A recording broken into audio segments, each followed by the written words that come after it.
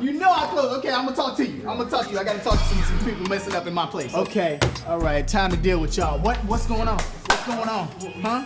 Well, boss. Well, you're stuttering. I don't like that. I don't like the stuttering. You not working.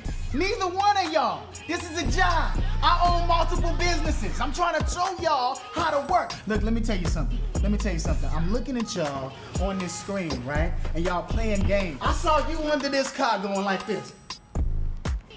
Right, okay? Okay. Oh, is that what you was telling me? That ain't what said. No. Harder. We should work harder because we got a job. What about that whole minimum wage thing? And this ain't worth the money that we making, and we should go back to rapping. What that was another day though. That was. Hey, Deal. I need you to go make a deal. Get to work. Get to work. I'm trying to put some money in your pockets. Long as I got King Jesus. Long as I got King Jesus. Long as I got King Jesus. Go, so I don't need a rose, but I might push a phantom that's right off the lot. I know I'm serving the father of time, and that's whether I got on a paddock or not. Canada goose for the code, and they told me to count on my blessings. I counted a lot, stashing my treasure in heaven where it'll get better and don't gotta weather the ride. K the second, that's rapper, that's reverend. They started with Jesus, but I never left it. Think they protected, we tear down your hedges. I gave you the book, but your boys never read it. Don't need your credit, you cannot check on my dress is still swinging. I'm Eddie from Tekken. Come to the message, I keep it consecutive. Damian Lillard for 3. If they pass it to me, I turn you to a meme. I ain't worried about demons. You think the vaccine is the mark of the beast? Need to turn off your screen and get back to the reading and back to some reason. Remember, you giving the flag your allegiance. We lack an agreement. Long as we kids of the king, we still gonna be laughing with Jesus. No capping or scheming, I'm happily beaming. You have to believe it, I'm tapped in and we got the vision. People don't care, you keep Christ in your Christmas if they cannot see that there's Christ in the Christian. You do the division, now give me some difference. The spirit of trolling is green, so I give them Paul, no Logans or James. They weather the storm, but my hands will be rain. Long as I got King Jesus. Long as I got King Jesus.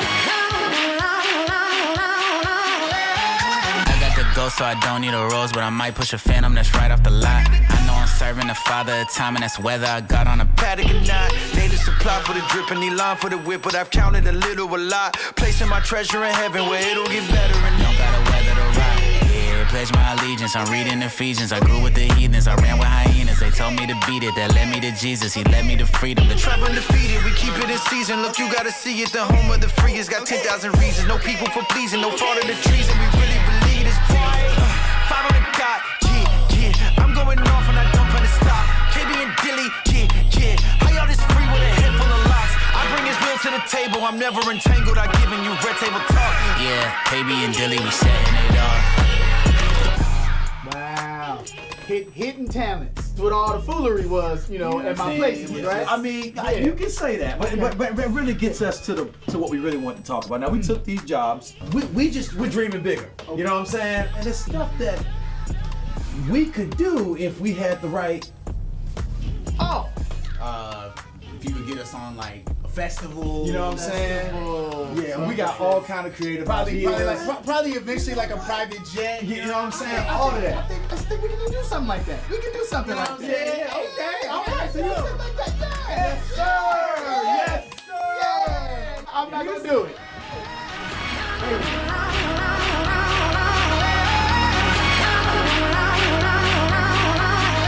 Boy, why you keep moving your hat? Why you keep moving your hat, huh? Even your hat don't want to stand on your head. You know why? Because it know ain't nothing in there. See, here's the deal, okay? You got the perfect name. You need to just deal with it, okay? Deal with it. Learn how to deal with it. Deal with what? Your life.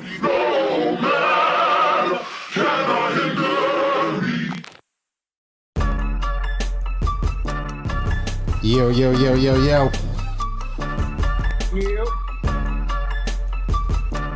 bang. Bang. What's up, Solo? What up? What's up? Oh, look. Why'd they do that? Why'd they do that? You got clipped, T. You got clipped. Yeah, YouTube. We resumed in YouTube now, guys. It's okay. You just don't listen to me, son. Nah, bro. Nah, I never do. You know me. I'm rebellious. That's a fact. What's good, bro? We got DJ Fader in the building. What's good, Fader? What's good? Monumental episode. I told him to bring his sunglasses. Yeah, man, it's bright in here, you know. Mad lights. Mad lights. Yeah. I had to bring Fader on. We had to talk Tampa Hip Hop today. We had to talk some Fader biz, talk some history. That's the only person to talk to about it, huh? Yeah. I mean, that's... With the controversy involved in it. You know what I'm saying? Controversy? He's Controversy. He's definitely not going to sugarcoat it. Shit, let's start some more. What's he talking about? You said let's Let's start some more. more. let's get it popping. Let's go. He said he's froggy. He said he's froggy. I'm froggy. We're gonna talk about some stuff before we get to that, though. We're gonna build up to that. How you been, Solo? What's your week been like? It's been wet. It's been very, very soggy. It's been very wet. You know what I'm saying? I got a bodysuit for the gym. So I'm in there doing the Missy Elliott video, you know what I'm saying? Leaking everywhere. You know what I mean? But everything blessed as always, you know what I'm saying? Today I don't want to shout out the ugly people, but I want to shout out their parents. You know what I'm saying? You want to shout out the ugly people's parents? Yeah, shout out their parents, because they, you know what I'm saying, they the ones who got to be held accountable for not telling their kids to work. Oh, man. We're not being Shout very out nice today, Solo. So we're shouting out the ugly parents today. Yeah. Usually we shout out the ugly people, you know what I'm Alright. saying? Because apparently the pretty people get shouted out all the time. So we got to give love equally to people. What was that Gotcha. term that you said earlier? What was that term? Icona something? Oh no, the iconoclast. Iconoclast, something like that. You know? Yeah. We'll leave that one alone until I do a little more research. You got to do more research on that shit. We were having conversations before, Solo. But yeah, so to the ugly people's parents, they put in work, bro. It takes work. Yeah, they put a lot of work, but their work wouldn't have been so much if they would have just been honest from the jump. You know what I'm saying? Yeah, but have you ever seen like two like pretty people create an ugly person? It happens. Yeah, that's God. That's God with. I'm not gonna say a curse, but you know what I'm saying? Like he sprinkled a little, you know what I mean? He sprinkled a little dirt in there. You know He said, "Be humble." Yeah. He said, "Let me see you carry this humbleness all throughout your life." Oh shit! How's your week been, Fader? Yeah, it's been wet too, you know. It has been. It's been a raining. lot of rain, man. You know, but it's just starting, so Yeah. you know, summer's just around the corner. It's gonna get, you know how it does around here. I know. How was ODS on Sunday? It was good, man. Pretty fire. Yeah, it was a good night. Those that don't know, ODS is Old Dirty Sundays. They be doing it out here in Tampa on Sundays. Yeah, it was a good night. It's a good night. They be having some very nice named DJs, namely DJ Fader as well. Got a little nippy from probably the last cold of Yeah. the year, for at least for a couple months. I think the last one. Are you an island boy? Don't really, really, dude. Oh my goodness. So what Solo think of the video? What do you think of the song before? Yeah, what you think of the song, Solo? Which one? King Jesus. Oh, I got that on the playlist for the gym, son. I had a feeling that you might have it on the play. Yeah, So he already knew it then. But it do go hard after like 30 minutes, you know? yeah. They pretty fire. They were pretty hype. They were You pretty You said hype. it from Tampa? It looks like I know that 5 Studios was in the video. I thought I saw the logo. Yeah, the solo for 5 Studios. So I'm guessing that they are tied in there. So I'm guessing they're either local or they are close to local, or maybe they travel in or something. I don't know. Gotcha. I know they got me blocked on YouTube and I had to resume it. So apparently they're doing some work. Why'd they block you? Copyrighted material. Sometimes YouTube will actually block it. It's an Autobot. Gotcha. We have Autobots online that basically say, "Oh shit, you got somebody else's music. We don't know what you're using the music for, so we're just gonna block you just by blanket." And then you have to like click resume, or sometimes you have to like restart. Thankfully, I didn't have to restart the live stream. But later on, they figure out they let it go anyway, because we're just really featuring the music. We're not stealing it; we're featuring it. And so yeah, they just like fucking with my lives sometimes. But that'll be eliminated soon. Roku channel's dropping soon, very soon actually. Dropping soon. Very soon. Like the loop might be up like within the next week, 2 weeks. The announcement will go out. Week. So 7 we'll be streaming days. to the loop, and the loop will not shut us down. Loop. So Loopy gang. so stupid. You the hype man? I can. He said, I can be. I could be the hype man. Yes. Shit. Well, I need a hype man. I know. We all need hype men in life, don't we? I don't think you need a hype man, son. Yeah, man, I need a hype man, but the hype man he also gotta be able to block the people too. So you got two positions. You gotta hype the people, but you gotta stop the idiots from bothering me while I'm working. Yeah, because you do not have the temperament for people to bother you.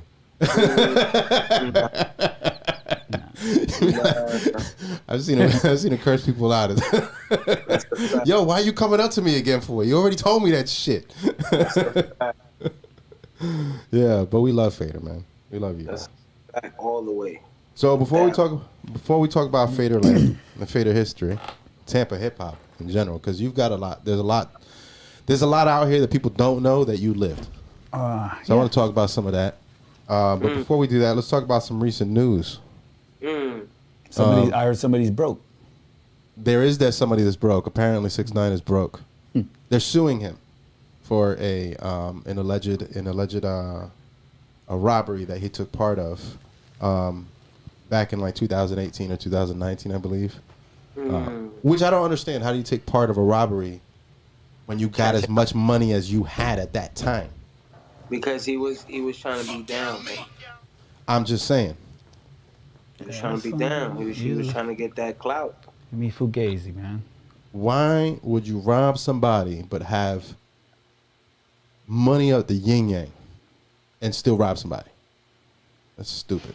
So they're suing him, and he's saying basically in court, I have no money. I don't even have money. I'm not going to be booked. Nobody's buying my shit. Nobody's streaming my shit. I'm making no money. Well, I hope they don't play his videos online. Yeah, him on the videos going, you could talk to me when you got this. I mean, the last interview that I saw with Academics and Whack 100, he seemed to be doing just fine. He seemed to be doing just fine. The last video I seen was like a month ago, and he gave somebody a couple stacks. Yeah? On a birthday party. Yeah, he said he's doing shows, walking all over the place with no security and getting booked here, getting booked there. Well, you know the story changes once you get in the courtroom and all of a sudden somebody wants some money from you. All of a sudden you broke. I don't buy it that he's broke. Yeah, they start burying that money. Huh? Do you think he's broke, Solo? I don't think so. He has a lot of following outside of America. That's where his money's coming from. Huh? All these foreign countries, because he's Latin. True. You know what I mean? They own him like that. Yeah, they might have some money stashed away in the island. Some money stashed away in the island, right? Yeah, somewhere of them island boys. That's why you got the shirt. What's up with the shirt, B? What's up with it, son? You gonna start singing the song too? Nah. So real. My cousin, he run a softball league, and I guess this is one of their shirts. You know what I'm saying? I was messing with him because I be trying his shirts on to see where I'm at as far as the weight wise and all that. So I snuck in and I took one of his 2X's to try it on. Yeah. And but no, I mean, now he knows. Yo, son, I took one of your shirts, God. This is probably for one of his players or something like that. Who knows? You know what I mean? What size you on now? This is a 2X, son. Oh shit! What's up, From a 5, bro? From a 5. No, that's horrible. No. Yeah, son, I'm coming. I'm about to be in that Shmeed by June. I had a sound for you, but I didn't have it. I think I deleted it. Better find my sound, kid. The sound is new. All right. Well, I like you being on 2X, bro. That's dope. That means you're doing work. He's been in the gym, Fader. I see it. I'm proud of him, man. Keep doing that thing, man. He's trying to keep you around for a long time, bro. That's a fact. We tried to get him in goals years ago when I was back up at the hill. Yeah. He came a couple times. Right. This is like a 10-year in the making, son. Yeah. Man. This is 10 years in the making. Yeah, I hear that. When you're in a mental depression, man, it's hard to get out of that. Go. Right. Word. Talking about Spring Hill. Spring Hill has you had mentioned one time, Fader, that Spring had a really large connection to the hip hop out here. Very large. I said that last week. Los Diggity was on last week. He a TC cat, you know what I'm saying? So he knows Tampa. You know, he's very Tampa. He was like, Spring Hill. How? So break it down for us. Hard, I mean, Yeah. I mean, it goes real deep. I mean, you know, just my story in itself, just, you know, coming down here from Connecticut. First we lived in Mount Dora, then we came over here to Spring Hill.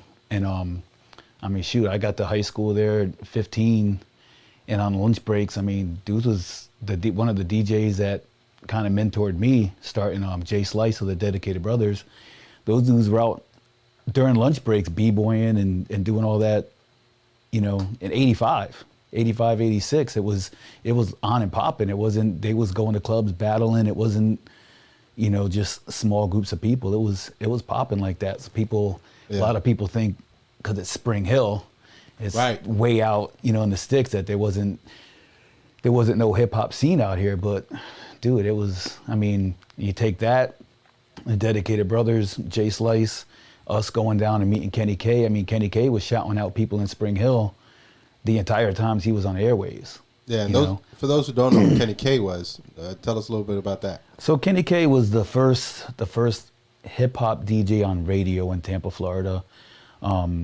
He was partners with Shock G of Digital Underground. Mm-hmm. But Kenny was just a phenomenal person whose musical talents they were just incredible. I mean, he was on music that we were all on at that age that people in Tampa weren't necessarily on, which I'll go into with my career as well.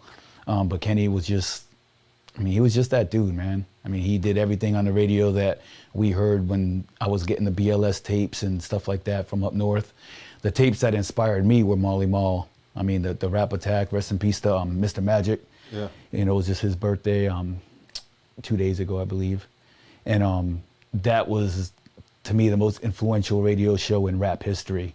I came here, heard Kenny K, and was like, I got to keep doing this. So that's how inspiring he was. Kenny K, you say he was attached to Shock G. Shock G was out here for a while too. Right. So Shock G, Kenny, Doc P, and Scooby D, rest in peace. They had the Four Horsemen. They were a crew for a while. So then Kenny bounced out to Oakland or LA with Shock G back in the day when they kind of formed Digital Underground, which I'm a little upset about with the Digital Underground history, because I don't feel Shock G, I don't want to say Shock G, but I feel the members of Digital Underground don't give Kenny the light. He was there from day one, but you just never hear him mentioned. I think that's kind of foul. Yeah. You know, I'm just putting that out there. I think that they kind of skip him. I don't know if there was ever some internal differences or what might have happened there, but Kenny K, if you go back and look at the first Digital Underground album, he had a joint on there that he rhymed. You know, he was on the cover work, you know, the artwork that Shock G did. His name was mentioned, but every time you see a Digital Underground interview or hear Money B and those guys talk, it's like Kenny K didn't exist, and he did. I'm just letting y'all know. Yeah, he was a big deal. Yeah. He was instrumental in starting the Tampa hip hop scene. He was instrumental, I think, in Shock G's career just in general. Yeah. So I feel that, you know, there would have been a Shock G without Kenny K, but I think Kenny K was very, if the word is instrumental to, you know, Shock G's career. He was definitely a part of it. So he should get mentioned more than what he does. Yeah. For sure. I mean, that's tied in. Those who don't know Digital Underground, anybody who's watching this or watches this later that doesn't know the history of that crew, Tupac was he's pretty much a dancer at one point, right? And then he had a verse on a track, and then he kind of rose through the ranks, and then did his own thing from there. Yep. Along with Death Row and all them guys. But you heard Snoop pulled all his stuff from the streaming platforms. Not to go off topic here, but you did hear that, right, Solo? No. All Death Row stuff is off the streaming platforms. Good. Yeah. He's supposed to put it on its own thing, I'm guessing, but yeah. Everybody was freaking out about it. He said, Solo's like, I don't care. Remix we straight, man. Oh no, they could put it back on at some point somewhere, but it's just he's making a move. Yeah, that's anything else that's irrelevant right now. Why are you being so dismissive of Death Row? I'm interested in the stories. I'm not interested in Death Row records got pulled off the street. Well, I'm just saying, okay. No me da papa. I appreciate you, but you know what I'm saying? I can use Google for that. Yeah. That's what I say. I think you're like listening to yourself. That's why you got that button over That there. button, I like hearing that phrase. That phrase does Yeah. do it for me. Your hair stand up every time you hear it. All right. So let's move on from Kenny K. So, so you were locked in Spring Hill around what year? I got to Spring Hill 85, so I came down here. Family moved from Connecticut down to Florida in 82. 82, for those that don't know, some people know this about me, but I was run over by a car, a landscaping bum, shall we say, kind of backed out of a driveway, ran me over. 3 years of rehabilitation, landed in Spring Hill after that. Got into BMX, DJing. So yeah, I've been in Spring Hill. I went to high school out there, seen a lot of talent come out of there. So that's why I say it's integral to the Tampa scene. I think a lot of people overlook Spring Hill just because of its location.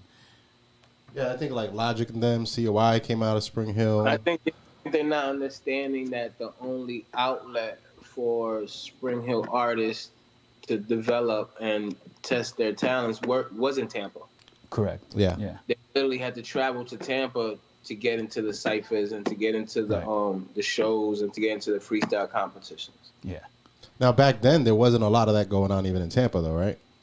I mean, it was a small amount, but there wasn't, if I go back and look at it, there wasn't a really, from after Kenny K left, I mean, there were some things that used to happen. I remember the Dedicated Brothers going to shows down in Clearwater, Shebangs, and different places in Tampa, but there wasn't too many places that people can go to and just flex their skills, open mic. It was, more or less a show. You were booked to come down there and do a show or whatever, but it wasn't until I would say the 90s till that kind of came into fruition. Okay. And then after, I mean, you started DJing around what time? I started DJing in 87. So Okay. 87 was when I first picked up the decks. Found an old dude who used to DJ in a skating rink, sold me some of his equipment. I kind of didn't take it too serious until probably 89. I was just kind of, doing things in my bedroom, just kind of learning, watching different videos and just kind of learning shit on my own, no YouTube, no nothing like that. No Kinda, YouTube. just, put that out there. I think that's a huge problem with DJing right now is too many people following what they see and learning from YouTube videos instead of learning on their own. That's why you got so many copycats and you got a million DJ AMs, a million Z Trips, a million Jazzy Jeffs. Yeah. You feel like it's kind of made clones? Yeah. Yeah. I mean, YouTube makes it's- clones out of anything, son. YouTube is the biggest terrorist on earth next to a cell phone. Yeah. That's Yeah, I why they mean, be when- shutting us down all the time. Yeah, I mean, pretty much learned from listening to tapes and then trying to duplicate. I didn't have any tutorials. I didn't see. I learned that the fader going to the left brought on the left turntable, the fader going to the right brought on the right turntable, and it was on and popping from there. I just had to figure it out. Right. And Jay Slice was of the Dedicated Brothers. He, allowed me to come to his crib, and I saw him doing things, kind of watched and learned from them. We didn't have, how-to videos, how to do this like Jazzy Jeff or how to do this like, so-and-so, whoever it was, Right. You kind of came up with your own self and you were your own DJ. You weren't somebody else. So you did everything pretty much by ear. But yeah, pretty much. By ear, yeah. Just like a musician. So it's kind of like that. It's like DJs back then doing it by ear. DJs now doing it through YouTube and musicians and Yeah. producers. Yeah, it's crazy. It's kind of the DJ's fault, though. I mean, You think so? yeah. I mean, I think that a lot of DJs came up or realized that there wasn't really too much.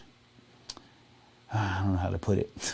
I don't think there was too many outlets for DJs to kind of make money. Right. Certain DJs you have. There's so many different DJs out there. You got club DJs, you got turntablist DJs, you got, guys who rock parties. There's a big array of styles of DJs. But let's take an example like a battle DJ, who I've got tons of respect for. I mean, anyone who knows my history knows how much respect and work I've put in for battle DJs. But to be honest, most of them have a 15-minute, attention span when it comes to rocking a party. Right. They don't practice keeping the crowd moving and so forth. So their finances kind of hit a certain spot. So they turn to teaching people how to do things on YouTube, doing tutorials, doing things that teach people how to do what they do, which in turn creates a clone of themselves. Yeah. I'm not knocking it. I just think that, DJs are kind of responsible for the DJs coming out sounding just like everyone else. I think, every DJ should just be themselves. I mean, I got no problem with people learning how to DJ. I think I have a problem with people learning how to use other DJs' techniques. That's kind of the best way to That's an interesting way of put it. doing it, saying it. Yeah. Yeah. Learn it, kind of learn how to do things on your own. Learning the fundamentals is one thing, I'll show someone how to DJ, but I'm not going to show you how to sound like me. you Yeah. know? So like the blends are very signature. The way you put stuff together is very Right. signature. I got you. Yeah. I got you. You did do the DMCs out here for a while too, right? Yeah, so DMCs we were out. did the first DMC we did in 2000 when I was still at Masquerade. So we did one in 2000. We did another one in 2002. And then I believe we started doing it again at Crowbar in 2015 till COVID hit. The COVID, yeah. I was going to those. Until the COVID came. You been to the DMC solo? Nope. Do you know what the DMCs are? No. How dare you? Come on, Solo. How dare you? How dare you? Bro, Come on. listen, we've got to show love to the DJs. That means we got to know their shit. This is part of the mental health that I was going through, son. I shut down from everything. Yeah.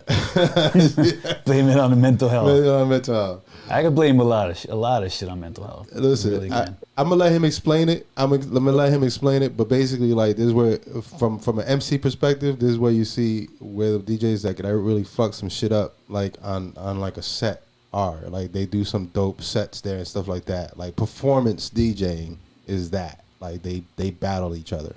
But I mean, you could explain it better, Fetty. Go ahead, explain what it was. Just get on YouTube and type in DMC championships and watch a few videos. You know what they are. They're pretty fire. You know what Alright, they alright. are. I mean, Pretty fire. I'm not believing Solo right now. Listen. He's pulling our chain right now, man.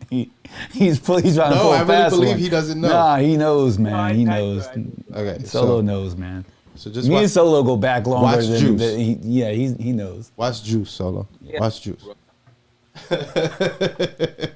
But the DMCs were fire though. Like Yeah, I liked man. it. It was like there was the feel of it was it felt very like the energy, the vibe of it was dope. Did you like doing those? Yeah, I mean it's a lot of work, man. I mean Yeah. you got a lot of you're dealing with a lot of DJs.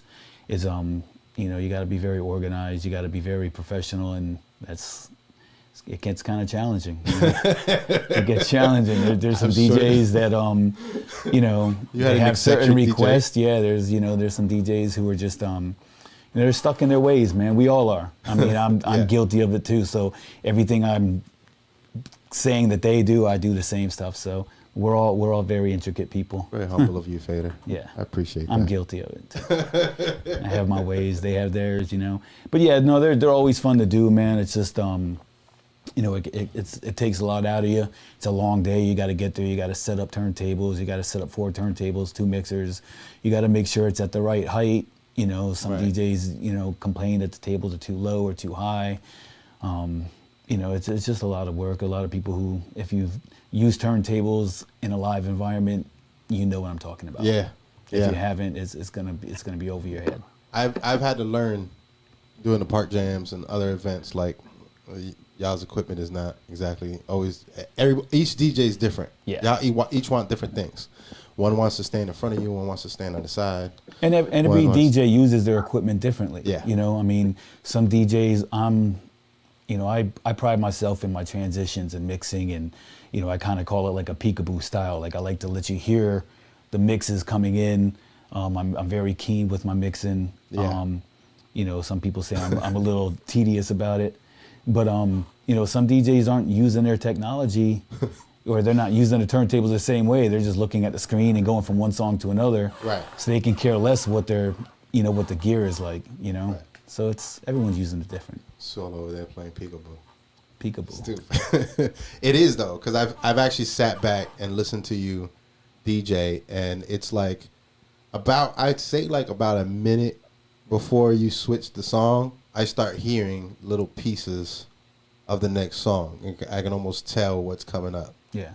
But it's like so smooth and subtle that it sounds like one continuous thing of music. Yeah, with technology, with Serato doing, with it opening up so many doors for things to do, I've kind of tried to keep what I do the same as I would have done with vinyl. I mean, there's a lot of things I'm doing obviously with Serato that you can't do with records, but I try to keep my style that I was doing with vinyl the same with Serato. It's, just that was the way I always mixed. I always came in with the instrumental over the song that was playing, let you hear it kind of coming in, and then when it dropped, you were like, oh, I knew it was coming, I just call it the peekaboo style, kind of like how they say Grandmaster Flash created the peekaboo with the headphone and the cue. That's, it's kind of the same thing, but it's just kind of how I name the mixing style that I do. Right, solo. Peekaboo. Peekaboo. Peekaboo. Now, I know the work of vinyl was a lot more. Having vinyl was a lot more, but do you like mixing on vinyl better than Serato, or do you like Serato better than vinyl? I would say now I'm. Or after you got to move the equipment back and forth. Yeah, that's what I was gonna say. I mean, it took me a few years. Regardless of the equipment moving. It took I'm just me a talking about few like years. the actual mixing. Yeah, I prefer doing DVS now, which is Serato.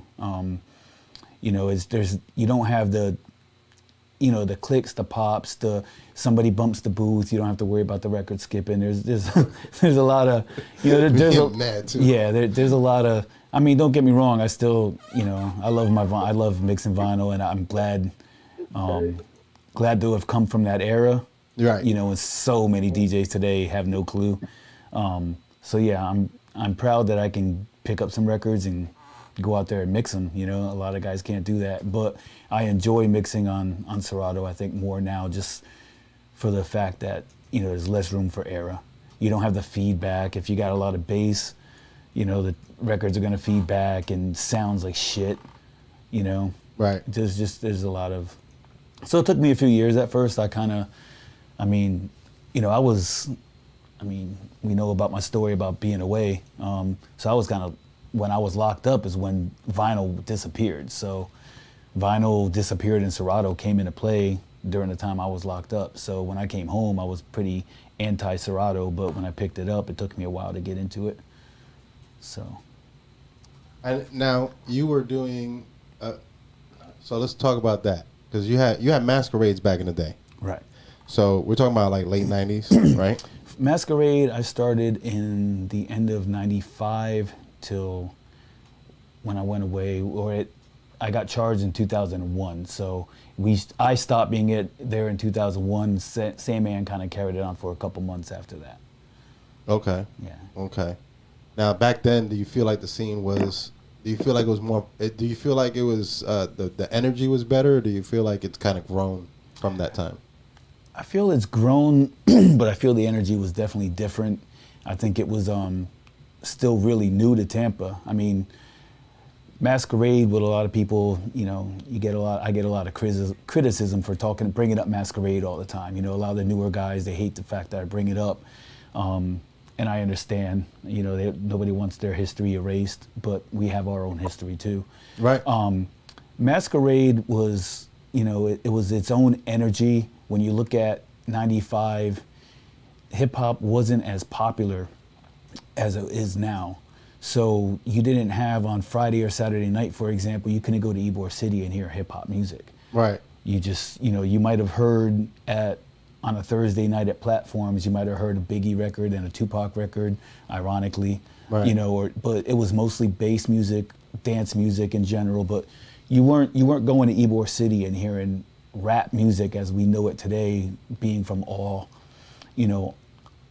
locations geographically. Right. You didn't go there and you'd hear like dope, Northeast hip hop, which is more or less what I was playing and people that I was playing with were, rocking. And so when Masquerade started, it was brand new. People were just like, wow, we can go on a Saturday night to this venue in Ybor City that's, Ybor City is jumping and catch this music, and I was just, for the first time in my life, I was in the right place at the right time. Right. You know what I mean? I landed that spot, and the best thing, the people who weren't at Masquerade, the best thing that I could compare it to is when you hear stories about the tunnel.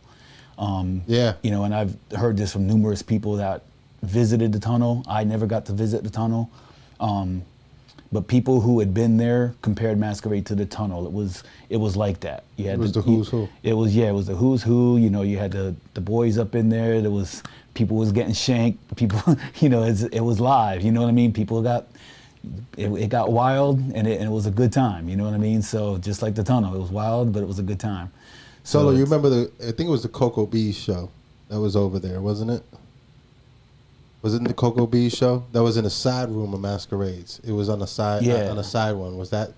I remember me and Solo went to that one with a crew of people. Yeah. Back then, that was a fire show. During that time, there was like a whole field over there, right?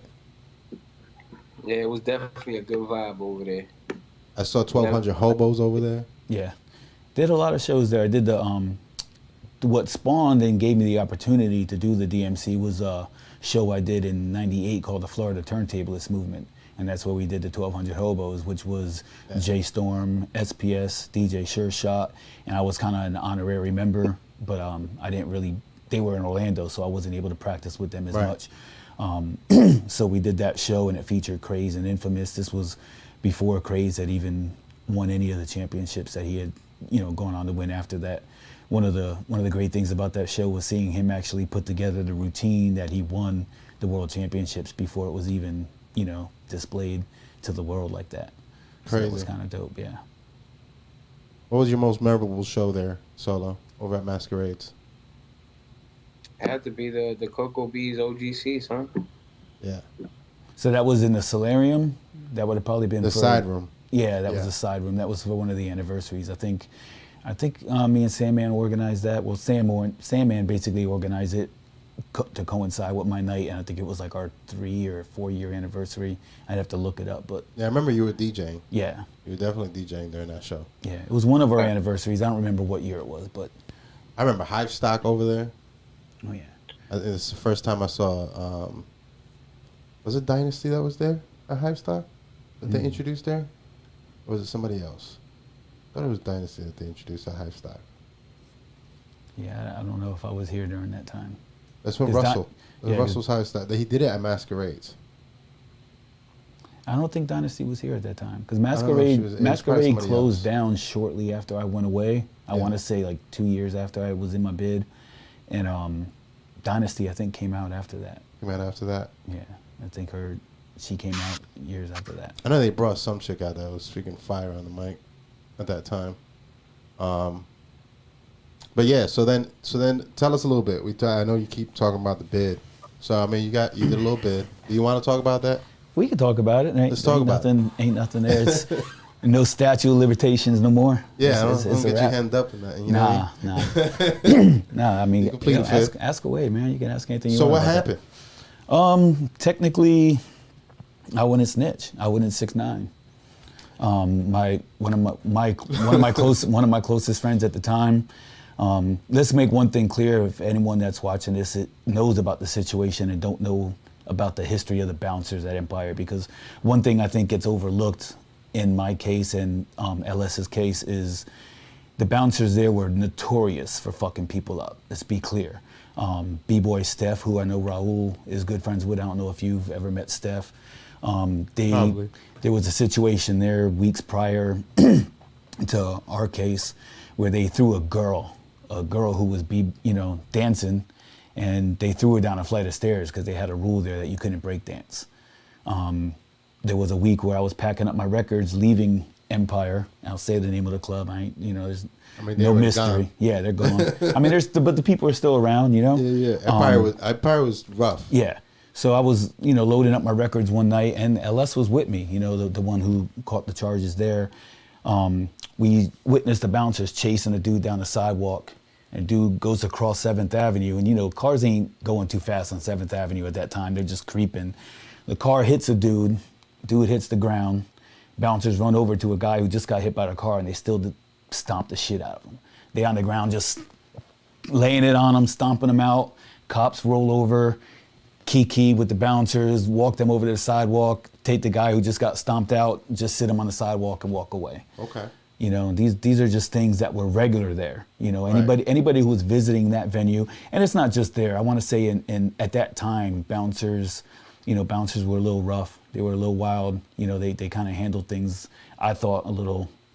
Ybor was actually, I mean, Ybor's always been, had intentions, but and it was very rough during that time. Yeah, in their defense, I mean, you know, there are some people who deserve that. You know what I mean?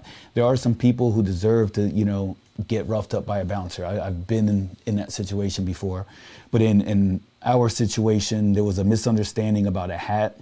The media kind of portrayed it as, you know, 2 bouncers were shot, one lost his life over a hat. It wasn't over a hat. It started over a hat, but one of the bouncers decided to put my man in a pretty devastating choke. From what I understood, I didn't witness the situation. Sadly, I walked away. I have my quarrels about should I have walked away from the scene. I was working. Should I have stayed there and tried to, you know, be at the media a little bit more? But nevertheless, I went back to work not thinking it was going to escalate. I thought they were just going to ask my man and homeboy to leave. But a friend of mine put a hat on. He took the hat off when the bouncers asked him to take the hat off. Other people started coming into the club. It got busy. There were a dozen people in there with hats on. Numerous people with hats, but the bouncers seemed to have a hard on from a man because he put his hat back on. So the bouncers approached him about taking his hat off. He gave him an attitude like, yo, everyone else has a hat on. Why you're harassing me? One thing escalated to another. My friend LS, not the one with the hat, was in the middle of it, and one of the bouncers kind of yoked him up by his throat, and shit popped off from there.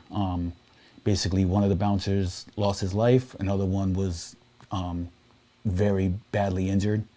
You know, I don't have to really explain what took place after that. Yeah. But so what happened there was I was caught with the weapon. He left the weapon in my possession in the DJ booth. I don't think it was intentional. I think it was kind of a scared thing. You know, I don't know. I can't say what was running through his head, why he would leave it in my possession, but he kind of tossed it in the DJ booth. 2 witnesses saw him do that. They were separated from me. I told them I didn't know who it was. The other witnesses told him I did. So those 2 witnesses who will remain anonymous, I know who they are. Some people know who they are. I'll keep that as a one-on-one conversation. Basically said that, you know, I'd never seen Fader without him. He carries Fader's records. So while I sat there for 8 hours denying that I knew him, I basically buried myself, you know. I could have easily escaped it by asking for a lawyer. I felt like I walked away from the situation. I didn't need one. You know, just stupidity on my case. I don't blame no one but myself, you know. Right. So I basically was charged with accessory after the fact to 2nd-degree murder, accessory after the fact to attempted 1st-degree murder. I was blessed to get the bottom of the guidelines because I had no previous charges. So the state basically prosecuted me. I served 5 years for basically not cooperating in a police investigation. Yeah. Rough. And all the appeals throughout the 5 years. I'm sorry, what was that? And lost all the appeals throughout I lost all the appeals, and one of the ironic parts is a lot of people don't know the history also of another part of the history of Empire. You know, I've always said this over the years when people ask me about this. It could have been, you know, us 3 on the block, and this shit pop off, and dozens of witnesses see it, and the cops question them, and they say, I didn't see nothing, and they ain't gonna arrest them. They're gonna just, you know, all right, whatever, you know, let them go, because the people on the block don't matter, you know, and I think we all know what I'm talking about. One of the bouncers, I believe, was a cop's son, or a homicide detective's son. The owner of the venue, I believe his father was a judge at one time. So, you know, there was a lot of, you know, let's make an example out of this person kind of thing. Again, I don't blame no one but myself, man. You know, I pled guilty, or I pled no contest, basically leaving it in the court's hands. You know, I was guilty of something. I basically, by pleading no contest, meant I'm guilty of something. I'm not saying what I did was right, but I'm not guilty of what you're charging me with. I don't believe I should have been charged with those charges. I believe more or less in my research, and I'm not a legal expert, I believe what I did was obstruction of justice. Yeah, I was just about to say that. Obstruction, it sounds more like Obstruction than of anything justice, else. but obstruction of justice doesn't carry. Now, obstruction of justice would have carried a 5-year term. I would have still done. So I got the right sentencing the wrong charges, in my opinion. I would have still served 5 years, maybe had a better chance on my appeals, but the appeals weren't going to happen because of who was involved. And one of the statements that was made when I went back in front of the judge on my appeal, which my lawyer at the time, I didn't have the same lawyer that I went to originally. I had a different lawyer. The prosecutor at the time stepped to the bench and said, "Your Honor," he said, I've been friends with the victim's family for many years, and they would be appalled if you decided to allow Mr. Oddhouse to come out and be on house arrest. He needs to serve the rest of his time," which my lawyer then stopped the proceedings at that time, came to me and said, "Look, you don't want to go. You don't want to go on house arrest, man. They've got it in for you. If you go home on house arrest, they're gonna fuck you up. They're gonna get you sent back. And if you did half already, and then you do the other half on house arrest, they're gonna start your bid right back over from the top." You know, so there was definitely a lot of animosity and a lot of, you know, hard feelings there about the situation. You know, hey, I did what I did, man. I didn't see nothing. I wasn't cooperating. Period. Right. You know, I would do the same shit today. People ask me the same shit. I'll do it all over again. But this time, I wouldn't waste nobody's time. I'd say, get me a lawyer. Right. You know, I would do the same shit. I don't think anything I did that night was, you know, I was wrong. It was a crime. Punish me, but, you know, it's kind of weird saying that. Yeah. But that's me. That's my character. You know. I hear you. So that makes sense. So after you got out, I mean, you spent, 5 years, that's half a decade. And people may look at that like, oh, it's just 5 years. But, I mean, a lot of shit changes in 5 years. Anything, I mean, you know, inside they say anything, you know, anything over 3 years is time. Yeah. Everything under 3 is really, you know, I mean, all time is time, don't get me wrong. All time is time, yeah. Most people, if you get over 3 years, you know, you did some time. You had to go, you know, I went to a work camp. I wasn't, you know, I was minimum custody. I didn't, you know, for a short period of time, I was up in Lake Butler. Anybody who's been through the system knows they got 3 reception centers in Florida: Lake Butler, Central Florida, and South Florida. Lake Butler's notorious, man. Anybody who's known the history of Florida's prison system, they know Lake Butler is not a fun place to be. It's it's everyone's coming and going. It's a reception center. Mm-hmm. So, you know, you're housed with a bunch of people who they're not staying there. You're not gonna get to know them.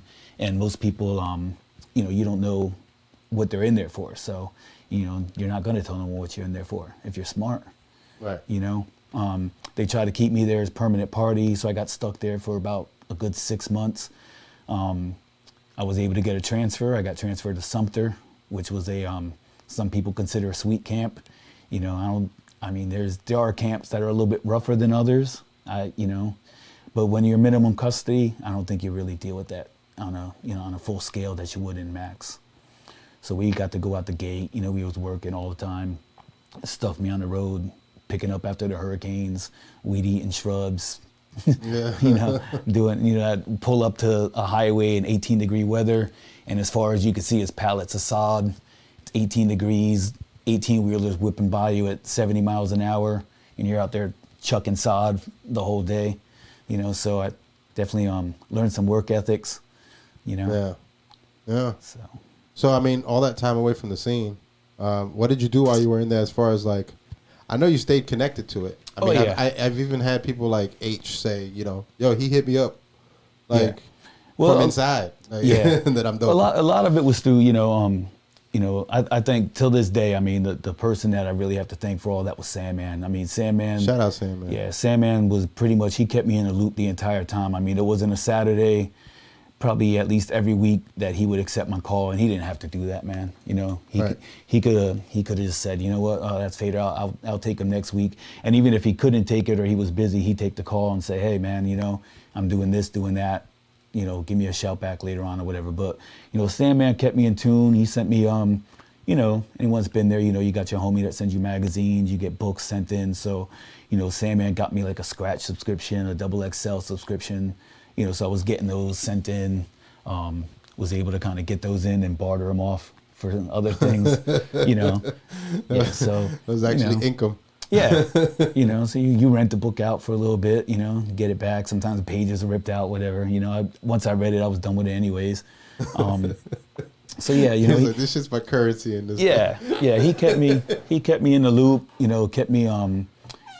We'd have phone conversations about Serato. Like I said, when I went away, Serato wasn't here. There was no Serato when I went away. But that's kind of what I'm getting to. There was no Serato. It was only vinyl. So when I came home, I had a good understanding of what Serato did, but I, didn't understand how to use it. So I basically came home, started recording my record collection to MP3s, playing with Serato at home, kind of learning it. Thanks to, you guys know Santana. Shout out Santana. Yeah, Santana looked out, got me a gig over at Pickle Parrot. I remember that.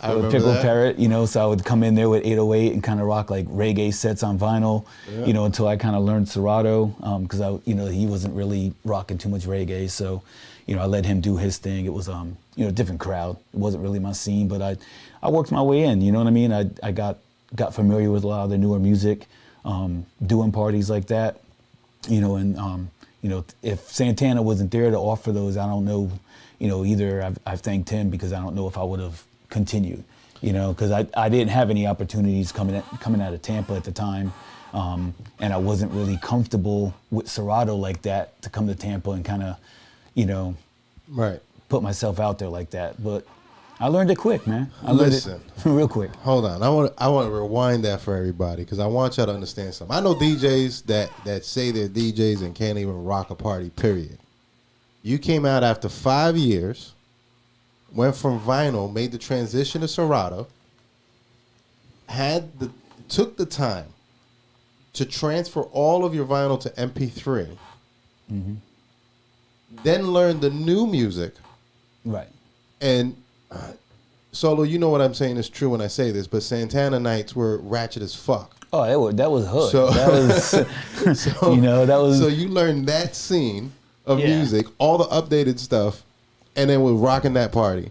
Oh yeah, I mean, I felt you were. I remember because I was there. That's like making Fada DJ at Tom G parties. Right. Which I can do, but I don't do. And that's the other thing too. I think a lot, with a lot of people put me in this. What is like a box? They put me in a box as this 90s old school hip hop DJ. And don't get me wrong, that's what I love. That I enjoy playing that more than anything else. But with Santana's gig, I mean, that was a hood party, man. You were rocking that bitch. That was Brooksville. That wasn't even Spring Hill. That was, shout out to Brooksville, because I went to high school with a lot of people from Brooksville, man. And, Brooksville and Spring Hill, man, come up to the sticks, man. See, we get wild up there, man. Yeah. I'm living out here now, but I tell people all the time, I went to high school in Spring Hill, man. I'm from Spring Hill. So, being in that environment, I had to learn Plies, I had to learn the Jeezys, I had to learn the Gucci's, I had to learn all the, the trap music that was coming out at that time, which is a lot different than what it is now. I mean, there was a little, it's that music's changed a lot too. Yeah. But I keep up. I mean, I download, I belong to record pools and I download all the newest stuff. There's a lot of stuff I skip over. There's a lot of stuff that catches my ear. I could play every form of hip hop. I don't play it on a regular basis, so I don't know what works with others. You know what I mean? When I was at Pickle Parrot, I was there with 808, and I saw what 808 was playing and what was working. And I went into my collection and made folders out of it. I said, okay, let me, I can mix these records. I know how to mix. I'm a DJ. So I took what I learned from watching him and what worked.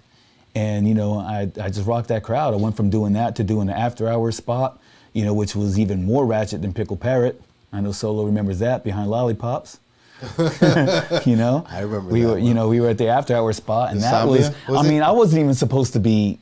That was Insomnia, right? Insomnia, right? Yeah. I mean, I wasn't even. There was stuff that popped off there that, you know, I had to go hide behind the building a couple miles in the woods because I couldn't get questioned. You know, I was too fresh. If I would have got questioned about stuff that was popping off there and they ran my name, I was like, you know, I'm not supposed to be there. Yeah, I remember seeing when I was outside in the front, and Santana, he was always that type, like if you had a drink, you had 3. Like he'd give you more drinks so you can continue drinking. So I was outside trying to get air while I had drank too much and realized that I had drank too much. And some girl was like the Leaning Tower of Pisa, bro. Like the whole time, I'm like, wow, yo. Those were some wild days, man. But I don't, you know, I miss them too. You know, I miss those times. There was some, you know, real fun times. Santana's a party, man. He is the party. Yeah, he's the party. You know, shout out Santana again, man. Shout out Santana. Had Springstead wrestling team, you know, as the security. You know, so it was. Solo, no, you know that's true, Solo. Yeah, man. You be walking in feeling like you going to school. Yeah, man. Those were some great times, man. But yeah, all you need was Officer Harris to walk in. Yeah, but I could definitely handle all the, you know, you throw me in a juke party back then. I was able to do that. You know, I did. Yeah. You know, I was able to hold my own with that. I mean, shoot, I did a mixtape, a kind of a collaboration with the Rotten Orange versus Little Key. I remember those. We were putting those up. Right. I put juke records over like Northeast hip hop records. You know, just to give it a little different style, a little different flavor. And I mean, it didn't really do too well. It just, you know, it was what it was. But it was fun doing it. You know what I mean? Just kind of showing that I, you know, was versatile. That's when we started. That's when you came up with the Rotten Orange, and we did all the branding and this website, right? Yeah. The Rotten Orange kind of came a long time before that, but I just never really branded it. I never really the Rotten Orange started back on the the Invisible Scratch Pickles website. There was a guy on there that used to call himself the Rotten Apple, and he was like, he was the troll of trolls. And because he called himself the Rotten Apple, I just kind of said, well, fuck, Florida's known for oranges. I was a troll. You know, we all, message boards was where trolling came about before there was social media. A lot of people today don't have a clue what a message board was. Yeah, like Tampa Hip Hop message boards. Right. You know, those were the days of trolls. It was 50 people who all knew each other, but we all had aliases, and we just, you know, fucked with each other back and forth, you know, seeing how mad we can get the person, you know, before the end of the day, you know? Yeah. And so Rotten Orange was kind of that. It was like an alter ego. I just never really hid it from no one. I never said, hey, you know, that's not me. You know, that's me trolling, but, you know, if you know my character, you know, that's just how I fuck around. I you know, it's nothing serious. He came to me and told me that shit, Solo, and I went straight to Brixton. What can we create? And that's where that logo was fire. No, it's still fire. I still got the mixer with the thing on it. I just leave it as it is. Bricks did the design for the mixer and the turntables, right, and all that. Yeah. Yeah, that shit was fire. Yeah. That shit was fire. Shout out Bricks too. Yeah, shout out Bricks. That was dope stuff. But yeah, so you came out, caught yourself up, started doing the parties, and now you know. Man. Fast forward to now. How do you feel the scene is now? Do you feel like it's grown in a good way? Do you feel like it went in a direction you never really thought about? Do you feel like fuck these people? Like I think it was definitely heading. I think COVID fucked a lot of shit up. I mean, let's be real. I mean, COVID fucked a lot of shit up for the scene. A lot of venues weren't able to be open. Some were open. You know, we won't dive into that too much. There's a lot of controversy there, but you know, I think it's, you know, even with the DJ community, for example, you got DJs like myself that, you know, I'm up there in age. I ain't gonna say it. No? I'm up there, you know, so I've always maintained a job while I DJ. What'd you say, Solo? What'd you say? 5 what? Nah, you're a few years off. Just a few. You're 3 years off. You figure out which way. He said you figure out which way. So I ain't telling you shit. Yeah, so you know, I always worked. I always maintained a regular job because I was brought up in a time where DJing wasn't my main source of income when I was, for example, coming up in the 90s. Right. You know, when I was, you know, sending motherfuckers home packing because, you know, I was that dude. You know what I mean? Let's just keep it real. In the 90s, I was doing a lot of parties and like, you know, $50, $75. You were like, oh God, at least I got fucking paid tonight. You know what I mean? So I maintained a regular job. And we were getting screwed over. I mean, we were hands down in the 90s. We as DJs, we were getting screwed over. With all that vinyl y'all were taking? Yeah, Right. I mean, we were getting fucked. And so when COVID happened, you got a lot of DJs who, that's all they kind of do for a living. That's they DJ and they've got mom and dad money. They got long money, let's just say it that way. So they didn't have to really work a job. They were just DJing and able to afford to survive off of that. Where guys like myself, I had a regular job. When COVID kind of went away and things started opening back up, a lot of those guys that were DJing, they lost a lot of money. So what do you do when you come back from a situation like that? You can't come out there charging what we were charging before. I lost 2 main gigs to a DJ who came in there and was doing it for $75 on a bar tab. And I wasn't even getting a lot of money. I was only making $200 for 4 hours, which was low, but I didn't have to bring no gear. It was an easy gig. But when I went back and things started opening back up and they were telling me, oh yeah, we can't wait to have you back, then I see a promo on Instagram of somebody else DJing there and I'm going, what happened? So I went over there. Yeah. What do you mean? And if I go to the guys and they're like, yeah, man, we got some other guy and he's a well-established DJ. I'm calling him out, well-established DJ, but he doesn't work. He doesn't have a job. He probably doesn't even know what it means to go out and do it 9 to 5. That's all, that's all gravy. If you're expecting DJ money to, carry you through life, hey, more power to you. I know otherwise. I know any day I can get that call and say, hey man, we decided to move on. We're not gonna have a DJ anymore.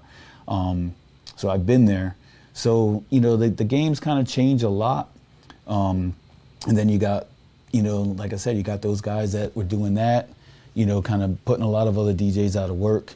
The scene, I think the scene is gonna come back around though. I just think that, COVID kind of messed things up. There's a lot of people still upset at, different individuals. They're not, a lot of people, it ain't just the COVID, man, but, politics, COVID, a lot of that stuff kind of got a lot of people separated. So I think the scene is just going to take a few years to recover from that. Everyone's kind of got their, Feels like things are just starting to get the gear back in now. Like, I feel like things are just, everybody else went back to normal, but I feel like the music scene now is when I'm starting to see like bookings not cancel as much, or things go predictable enough that it's not all over the place. But I mean, you're talking about beginning of how many years? This is now 2 full years now of this? Yeah, I would say going on 2 full years. Going on 2 full years of just, I think June, July would be like the peak, or April. That's crazy. 2 years.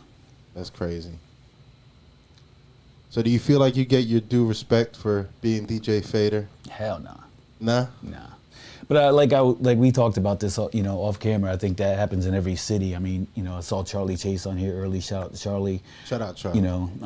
You take someone like Charlie, who he is an icon. He was an icon in New York City. He's in fucking museums. Yeah, he's in museums, and literally. And he's he's getting. I'm not saying he's not getting gigs, but when you really look at the situation in New York, he should be living. He should be living off those gigs after what he's done. You know what I mean? And I feel in Tampa, the years I've been doing this, I mean,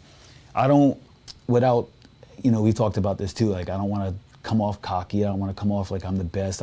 I'll never say I was the best. I'll never say I'm the most important. But I am I think I'm the longest lasting DJ in this city or the most consistent DJ. Let's put it that way. The most consistent DJ from the 80s till now, trying to break boundaries I changed the landscape in this city. Let's keep it real. I changed the landscape of music in this city with the success of Masquerade. So the success of Masquerade brought stations like Wild, because you didn't have hip hop on the radio. You know what I mean? I'm packing 1,000 people into a venue to hear hip hop, and there's not even a hip hop radio station in Tampa. Yeah. You know what I mean? I'm doing it. When you think about it. Right, I'm doing it. There's no social media either. No social media, no budget, They're not running radio ads. We're putting flyers in the windows, and I got a bunch of homegirls out front passing out flyers to people walking up and down the street. And we're pulling 1,000 plus every Saturday night. No, we didn't start at 1,000. We started in a small room, but every year, every couple months, it kept getting bigger. We had to keep moving it. I didn't want to move into the big room. I always said when we were in the Solarium, which is where you saw the boot camp show, I didn't want to move to the main room because it was a 1,200 person capacity. For all those who say they put 5,000 people in the Ritz or whatever, shut the fuck up, you're lying. It only holds 1,200 people. Let's keep it real. It holds 1,200 people. You lying. Stop.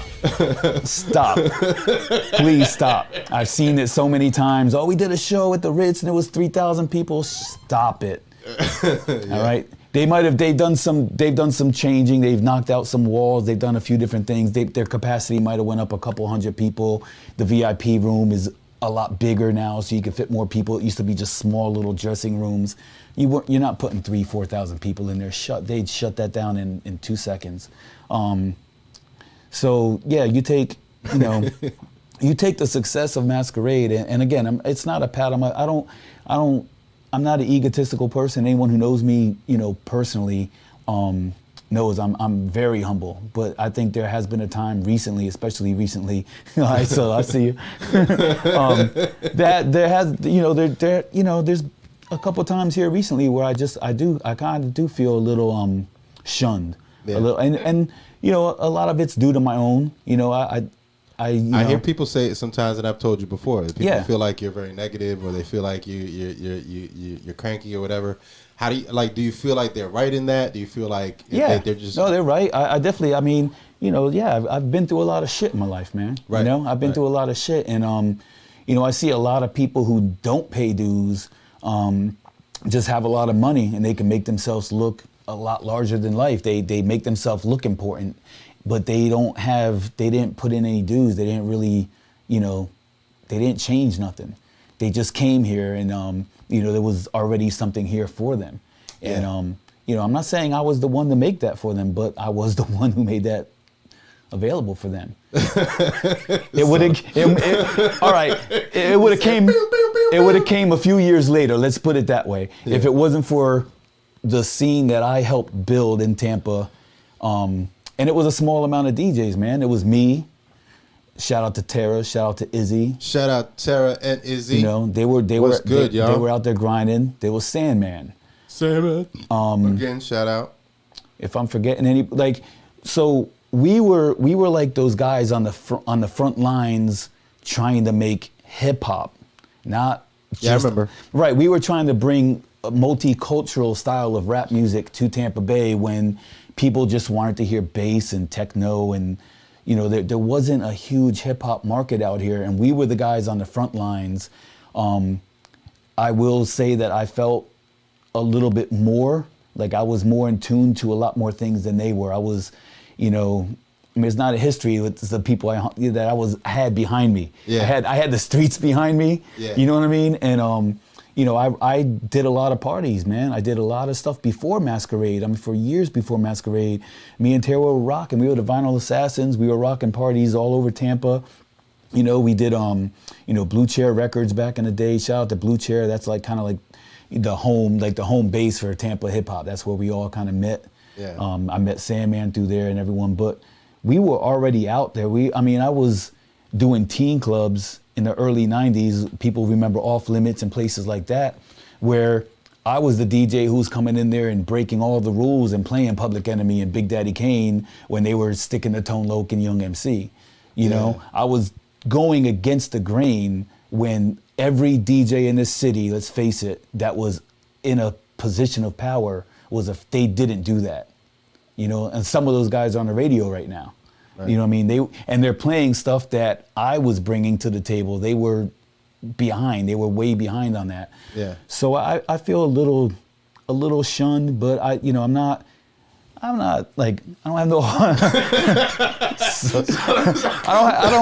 no I don't have hard feelings, but I don't have hard feelings, about it, but I do kind of want to let people know, hey man, You know, before this shit was popping, we were here and we were making noise, and a lot of people kind of came afterwards.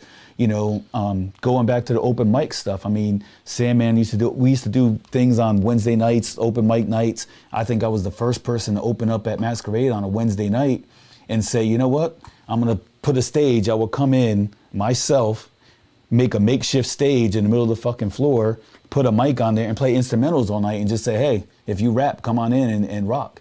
You know, that was like the definite, a real open mic, you know? And this was eons before people in Tampa heard of an open mic or started saying, oh, the original first open mic, blah, blah, blah, this and that.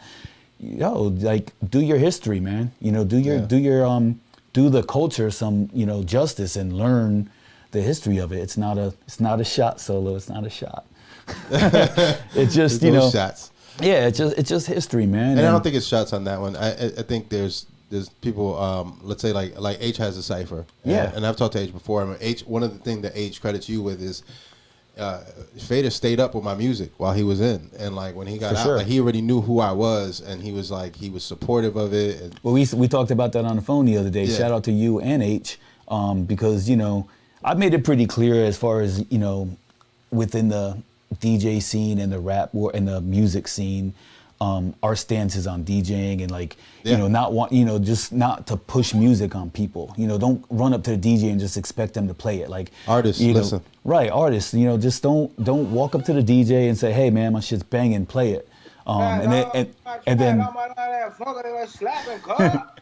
yeah, you know, and you know, there's music for every situation. Let's face it, you know.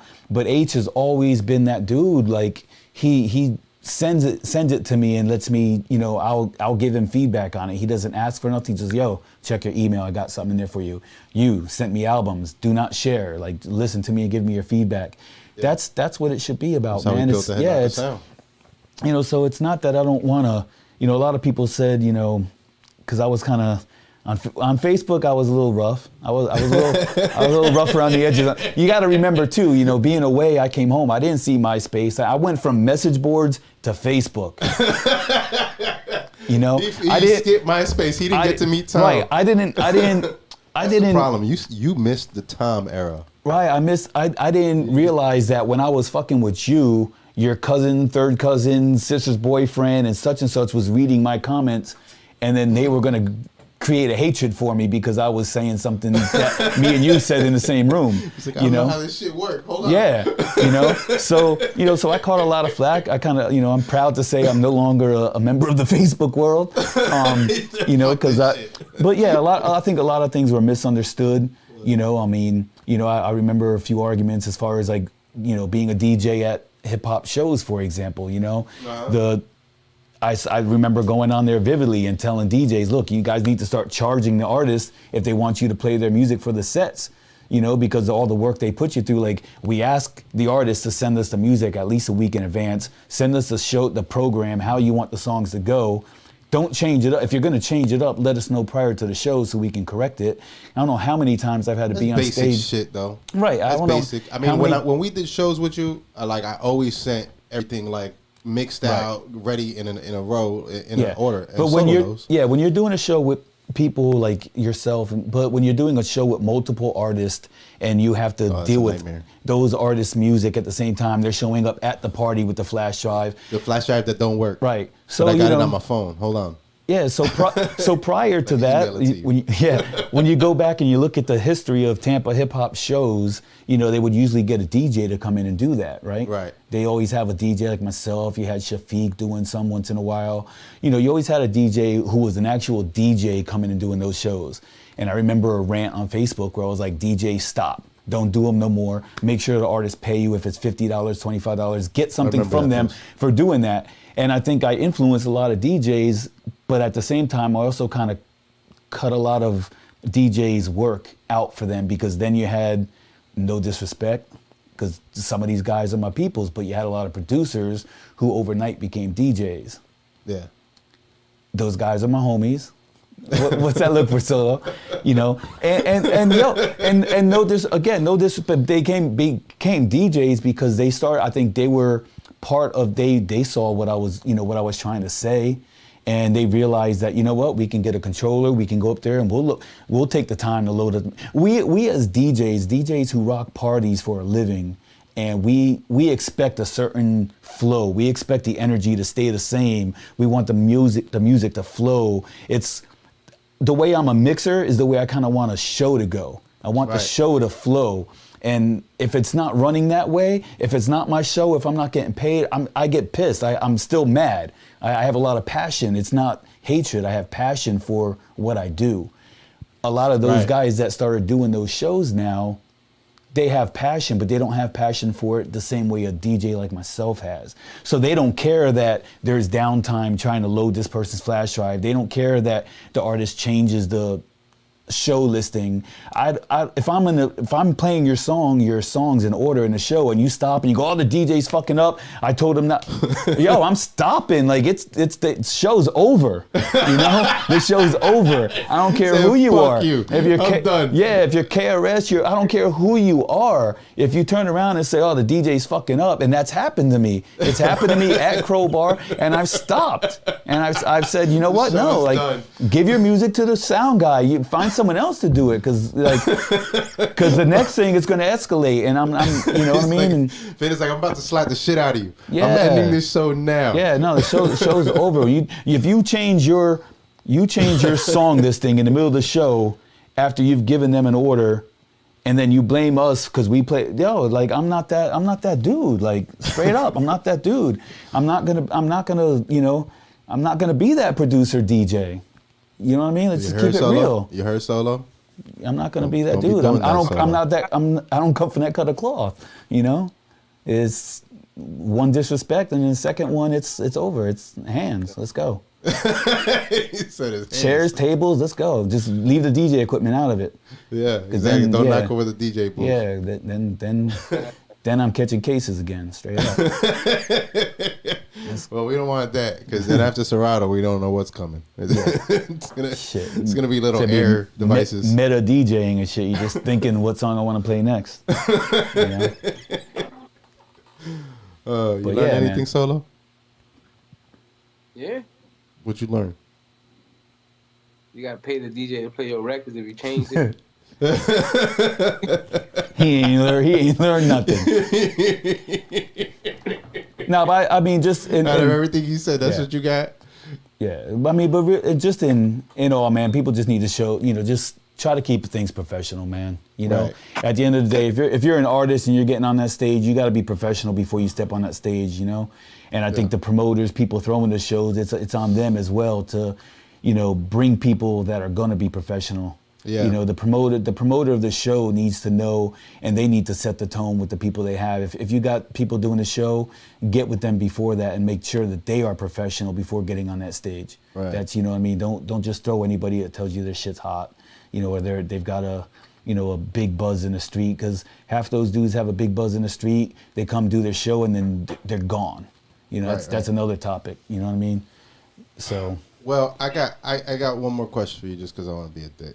Let's go. And it's one thing that you catch. I know you've caught flack for before, and it's artists opening at shows. Oh yeah. I know that's been a big one. I've seen posts go on, and then you said what you had to say, and certain people get mad about it. Me personally, I know we've talked about this before. When I do shows, I kind of like to limit the amount of opening acts, because it becomes too much after a certain point. It's a clusterfuck, man. So tell me about that, bro. How do you feel about local artists opening up for big shows? All right, so I think with a lot of artists, I don't think this is just a Tampa problem.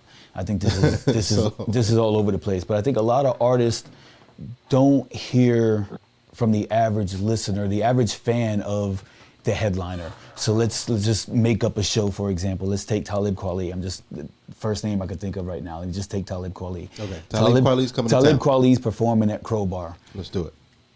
80% of those people in my history, what I've learned over the years that are coming to that show are coming there to see Talib Kweli. Right? Okay. They're fans of Talib Kweli. That's fair. They don't know who MC Joe, MC Black, MC Red is. There's a 35 to 25, 30% of crowd of people that know who those guys are, right? Okay. when Fair. they come to this show and they're paying that money to see the show, goes back to, like I said, about DJing and being at these shows. You want it to flow smoothly. You want to, you know, everything to flow. It's just natural. A lot of artists that get up there and open up for a lot of these acts, they take the show into, they make it about them. And I think that's I understand it. It should be about you for that 5 minutes you're on the stage opening up. But when you make it about yourself, or you're inviting every other rapper that wasn't on the bill up there, or you're taking your crowd and leaving after you perform, you've done a huge injustice to that artist that was headlining. And it happens a lot. Let's face it, man. It happens a lot. They won't say they broke out. They won't say that their friends left. At the end of the day, I just like to see things more organized, man. And the more people you have on a bill, the less organized it is. And the fans of the artist coming to see the headliner, let's face it, man, I hear it from them. We didn't come here for this. They're not going to say it to the artist. You know, they're not, your friends aren't going to, they might be a friend of yours, but they didn't come here for that. They came here to see the headliner. And I think, again, going back to it, I think it's something that the promoters are at fault for as well. It's not just the artists, it's the promoters, the people organizing these shows. They need to put a foot down and say, okay, we're gonna have this one and this one open up. I think there should never be more than two opening acts, just my opinion. I think 2 opening acts, 5 to 10 minute time frames, come out there, do your hottest material and kick rocks, man. Yeah. People came, they paid to see the artist. They didn't come to hear you. I don't like saying it because I'm a fan of a lot of the artists that do this. You know what I mean? I'm a fan of the artists that are guilty of doing this at the same time. So I'm not trying to be the dick. I'm not trying to be the bad guy. I'm trying to be the guy who creates a better environment for the person who's paid to see the show. Right. Make the show more of an experience for that person rather than going, God, remember 18 guys got on the stage and the mic and nobody understood what the fuck they said and this guy was tripping over this guy and and it's like we've all seen it. We've all seen the shenanigans, We've all seen the shenanigans. We have. Know what I mean? And it's just not a good look. It's not a good look for the city. It's not a good look for the opening artist. Not the opening artist, the headliner. The headliner is 9 out of 10 of the time is not even going to see you perform. They really don't. They don't. And that's the problem. I think the opening artists feel rare. they're opening up for Talib Kweli, for example, and Talib Kweli is going to sit there and he's in the green room. And he's what? No, he's probably not even in the green room. He's coming in the back door like 10 minutes before he's going to go on. Yeah. You know what I mean? And I think there's just that misconception that it's not a talent show. You know what I mean? You're not a talent show is where you have a whole bunch of artists coming to perform in front of a bunch of entertainers, people who are already established in the game. That's a talent show. You're coming to see a concert. You're coming to see a headline artist, and you want to see that headline artist. I just paid $15, $20 to see them. I didn't pay $15, $20 to see 20 people jump around on stage and be unprofessional. And you know what I mean? Yeah, and I think when I did the Immortal Technique show, I was the only opener. Yeah. And then it was just the 3 guys. Solo didn't open up? Nah, Solo wasn't in on that one. And then, the better shows have been that, like 2 or 3 openers, and then that's it. And then, yeah. But I hear what you're saying. It sounds like basically what you're saying is open up, but don't open up. Open up as part of the show. How do you fit? Yeah, and there's there's a lot of things that people don't think about either. Again, the promoter, you got the sound man. That sound man is he's not there to make 20 people on stage that weren't there for a mic check sound right. Yeah. But they're all yelling at him and they're blaming him, and it's like, it's just a clusterfuck, man. It's not professional. It's not a good look. Have 2 official good local opening acts and keep it simple, man. Have 2 people open up. The artist might have their opening act that's on the road with them. Let them do their thing. And let them get the light, man. Stop, don't try to steal the light from them people, from the headliner. That's just my outlook on it. And I hear it. It's not just me. I hear it from the fans. I hear it from the people that don't want to say it to the artist. I hear it from the people who are just there because they want to see the show. It's not just me saying this. It's just a lot of people who don't want to say it. Yeah. You know, let's be real. They don't want to say it. They don't want to burn that bridge. Just like, you know, me talking about me being shunned. A lot of people don't want to tell my story. They don't want to say what I was doing prior. You know, there's a lot of people who benefited from me going away. Straight up. I mean, you know, there's people who benefited. There are DJs in the city who are my friends who have benefited from me going away because they weren't relevant. I'm keeping it 100. They weren't in the streets. They didn't have the name. Solo, where'd you go? Solo, where'd you go, man? I'm keeping it a buck. Look, he's standing on this shit let's too. go. I'm keeping it a buck. I'm keeping it 100, bro. Yeah. There are people in the city who benefited when I went away because say I'm patting myself on the back, say I'm being egotistical. I was that dude, bro. When Masquerade was popping and heading up into Masquerade's pop, I was sending dudes home. Dudes was going back to the lab. They had to go back and practice. And I still have my good days. I still do that. Yeah. You know what I mean? I still have my good days, and we all have our bad days. You know what I mean? But at that time, there was only a handful of us. You know what I mean? There wasn't 20 DJs. There's a lot of talent. There's a lot of talented DJs in this city. I'm not trying to shit on no one. I'm just saying there was at that time the success of Masquerade and how small the community was. When I was at that peak, dude, I had the same day, Solo, when we went to court that day. But where was I supposed to go after court if I left out of there? Wasn't I supposed to go film something? We went in my Acura. We were in the Acura heading to court to my sentencing. You about to go do a Toyota commercial. I was supposed to go do a commercial, a television. It was actually for Kuhn Honda, the Honda dealer. And they had a promo team that basically had billboards all around town, and it was going to be a commercial. They had a DJ, a b-boy, and a beatbox. Facts. Right. And I was supposed to go, and you know, I'm not saying that commercial was gonna put me on no fucking pedestal, but those were the things. It showed the progression, you know, and dudes and people were coming at me about things like that. The charges turned people away from me about situations like that. Right. You know what I mean? So I had these opportunities coming to me, and because of the success, I mean, dudes, Sway came through Masquerade. Juha came through Masquerade. These dudes were coming to Tampa, and yeah, because of Sandman and Lynx brought Sway, but you know, other people were saying, hey, you gotta come check this out. But these dudes came to that night and they saw the power. They saw 1,000 people rocking the KRS-One in boot camp and, you know, Souls of Mischief in Tampa, Florida, playing, you know, underground West Coast stuff. You know, up north, I was playing a little bit of everything. And they saw that power, and I was heading I was heading up, man. I was up. That's what they say today, right? I was up. Yeah, you are. Yeah. You know? And when that happened, when I got put away, other people had opportunities, you know what I mean? And they were able to kind of fill my shoes. And it's I'm not shitting on no one, but you know, it's the facts. Yeah. It's facts. The dudes on the radio wasn't playing rap like I was playing until they heard me on, you know, they saw the success at fucking Masquerades. Let's keep it real.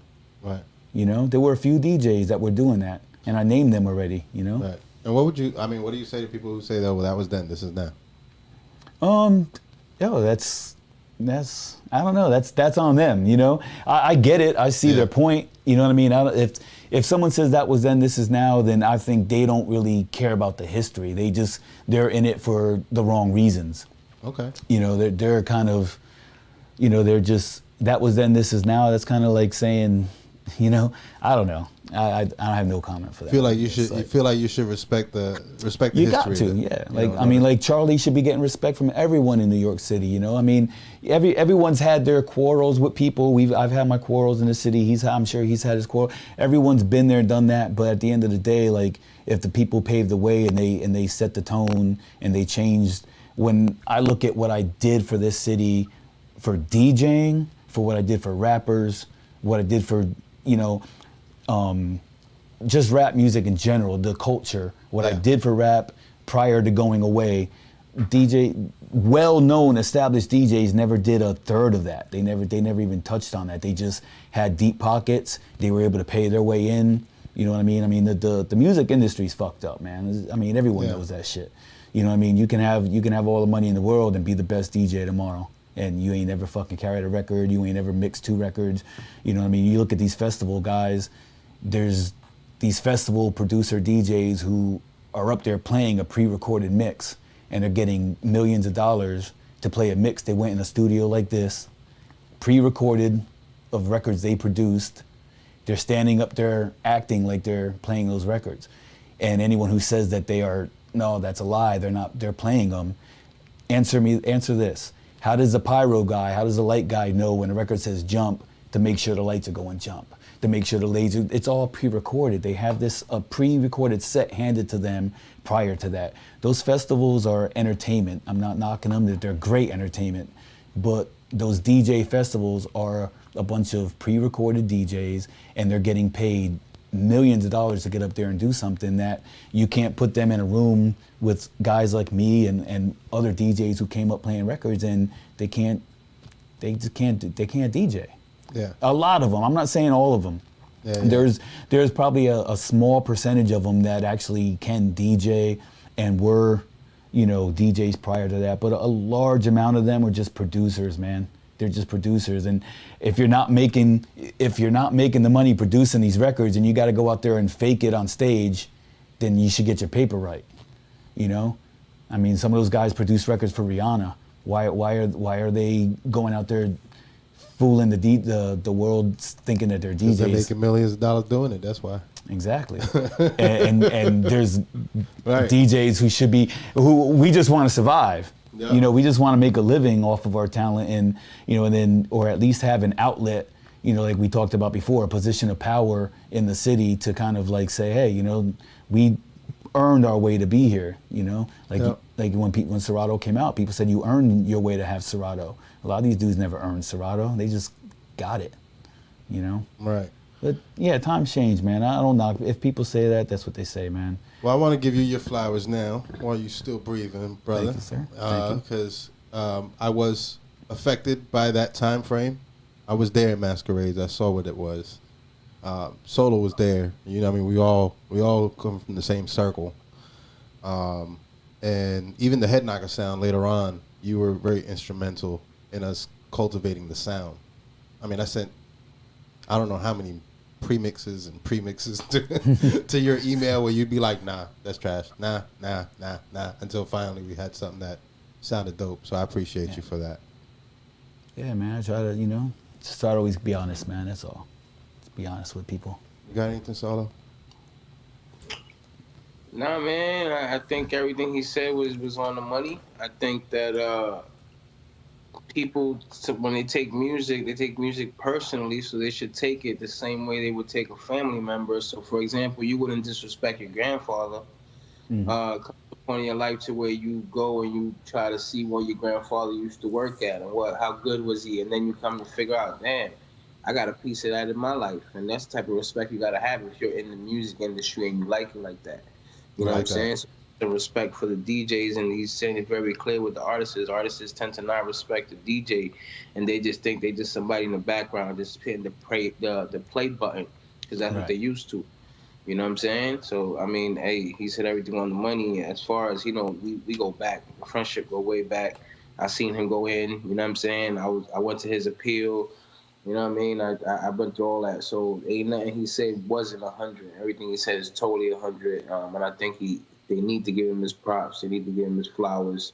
They need to make some space for him in this community and stop hating. You know what I'm saying? At the end of the day, he is one of the non-yes men that are left in this world. You know what I'm saying? And there ain't many non-yes men, and people get mad because they want a non-yes man on their side. But yeah, when there is a non-yes man on their side, they totally hate it. You know what I'm saying? And Fada is not the type of person to be a hater, but he's also the type of person to let you know exactly how you feel about the situation all around and not sugarcoat it at the end of the day. You know what I'm saying? So love it or hate it, that's exactly what it is. Huh? I ain't never had a problem with it. Nah. We always got along. I think it just comes, like I said before, I think it's just the passion, man. It's like if you ain't got passion for what you do, then you're not doing it for the right reason. And people confuse my hate and frustration and things like that. Like people, I've heard it from Tom at Crowbar. You know, I get frustrated when things don't go right. You know, and he's like, "Why do you get mad?" I'm like, "I'm not mad. I'm not angry at anybody. I'm just passionate. I'm passionate about things going right."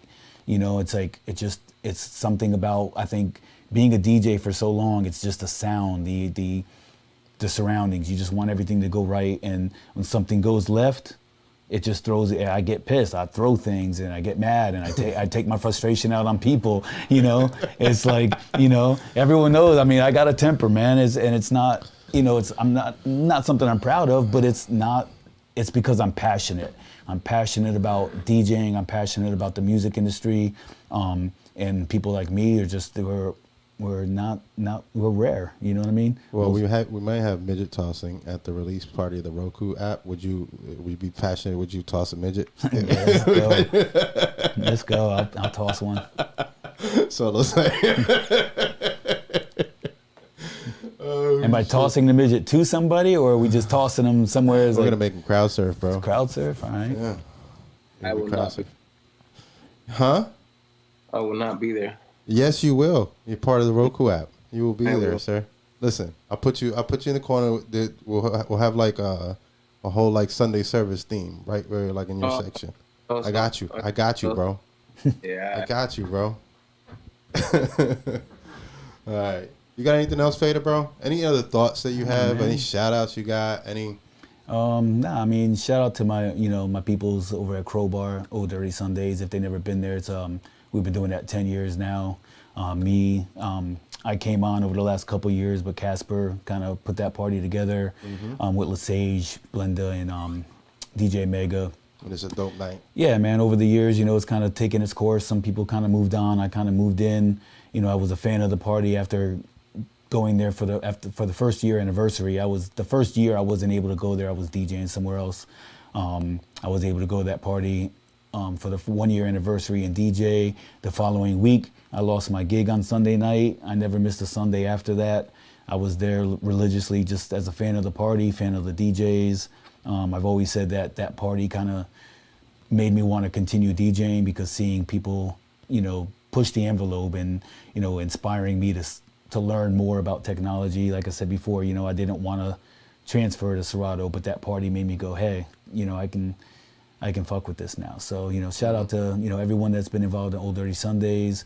You know, come check us out. We always got guest DJs in there. This week we got DJ Ism from New York. The anniversary party, we've got something in the works I can't really say right now. It's coming up soon, but hopefully we're able to pull the trigger on that and get somebody there that I think everyone's going to be really happy to see. Fire. Yeah. And then you got Orbit 19. Orbit 19 on Saturdays over in Holiday / Tarpon Springs. We're like right on the borderline. It's a very traditional old school party. I play it's basically a lot of 80s, 90s rap. I try to stay in the 80s, 90s range, but I do still mess around, and I'll throw a Griselda record in there. I'll throw some quality stuff from nowadays. I feel like you do what you want when you're I do what I want, but it traditionally is an old school party, man. I play a lot of freestyle, a lot of 80s rap. I'll throw in some Miami bass from time to time, so I don't hear people playing that too much. You know, I just try to keep it fun, try to play music that people don't hear. When they asked me to do Orbit 19, they said, we want you to play music nobody can drive 15 to 30 minutes from here and here, you know, and that's exactly what I wanted to do. I didn't want to play the same music that DJ so-and-so was playing 5 minutes up the road in another venue. They've always been very supportive of that. Oh. They don't want that, the same thing everyone else is doing, so I fit right in. But yeah, man, it's a dope party, small lounge environment. But I think if people came out there, if they're fans of the music of, you know, 80s, 90s, hip hop, funk, soul, freestyle, stuff like that, it's a dope spot to come check out. No cover, it's free to get in. Fire. Shout out DJ Fader. Dropping bombs. All night. We went over an hour. We went almost 2 hours. Damn. Yeah. I gotta be up in a couple hours. You did say it was gonna go over an hour. Yeah. You did say that. So. I thought y'all was gonna have some more controversial shit from me though. Some more controversial. What did you want? I don't know, man. I just thought you was gonna come in. I expect you sound like you were disappointed. Nah, not at all. Not one bit. You wanted more controversial shit, Solo. You got controversial shit? Nah, I'm good. No. So good. Solo's like, no, I'm not stirring no pots. I think I said what I wanted to say. He took his shots. The gun is empty, son. He said, yes, I will. Well, I appreciate y'all tuning in, everybody who's tuned in, everybody who plays back on the playback, which is usually what they do these days. Roku app coming up soon here. Next few weeks. We'll have more information on that. Thanks, DJ Will they be Fader. able to stream the old shows on the new app? They will. There's certain interviews they'll be able to stream from there. Some of the shows will just be sitting on YouTube. Streaming live will be specifically through there. We'll still go through YouTube and Facebook, but just like today, sometimes they pause us on the live. So if people want to see it uninterrupted without a problem, they should start going to the website, blackmarker.tv. But yeah, they'll be able to watch these shows and different videos and interviews and performances and probably some other stuff that we're working on right now. So, Word. All right. You good, Solo? Everything blessed. Y'all have a blessed week. Stay up. Yes, sir. Keep that workout going, too. Keep that workout going. I've been keeping mine going, Solo. That's it, son. You already I don't know. O'clock in the morning, though. Yeah, that's why I be doing the 11, 12 o'clock in the morning, 11 at night, 12 o'clock in the morning. I work in the gym 10 hours a day, and I don't touch a weight. He said, I don't touch weight. I'll be picking up everyone's weight, so I don't really have to work out. Everyone leaves their shit on the floor, and I got to go pick it up. Fucking That's bums. your workout. Do you be tired afterwards? Yeah, a bunch of bums. They want to lift the weight, but they can't put it away. Yeah, I have to tell them. I'll say, hey, you trying to get them extra gains, man? Pick up and put away your weights. You'd be surprised what you get. Yeah, exactly. You know. You pick up. Do you pick up your weight, Solo, or do you put them away? Yeah, I definitely put them away. Sometimes I forget to put them down, though. What gym you using? Planet Fitness? YMCA. What do they have in Spring Hill now? Planet, Huh? YMCA. What do they have in Spring Hill now? Planet. They got a lot of mom and pop ones. You know what I'm saying? But Planet definitely. YMCA, Anytime Fitness. I don't know. They got like Burn Boot Camp for the females. They got like CrossFit for the males. A bunch of them. All right. Keep it up, man. I go to YMCA for a lot of the water exercising. That's fire. What? They got the pool over there, so I do the workout, then I jump in the water. But other than that, Planet Fitness is the go-to. It's getting warmer out soon. I'll be able to jump in the pool out here. I can't wait to jump in. I mean, I be going to the pool all the time at the YMCA, but between the old folks and now the spring break is up, man, you can't get in there for nothing, son. Right. People take that pool serious, son. They be looking at you dirty like you're on their turf.